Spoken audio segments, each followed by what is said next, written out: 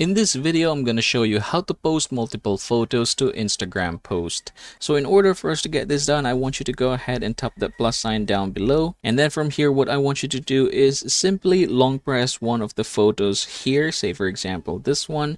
And as you can see, it automatically prompts me to multiple select. So I can click this, and you can see that all three has been chosen. Now I can go ahead and tap the next button here at the top. And then there are different filters here that we can use in order to improve our photos. So yeah, in my case, I'm just going to go ahead and click the next button, and then you can go ahead and add a caption here. So I'm just going to go ahead and try to put here multiple photos, just like so.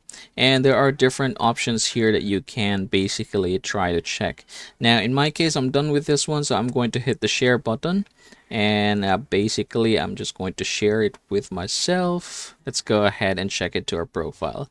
So here you see one photo, but if I were to click this, I can go ahead and swipe it, and you can see that there are multiple photos in here. So yeah, that is how you are going to get this done, everybody. I hope this video helps you out.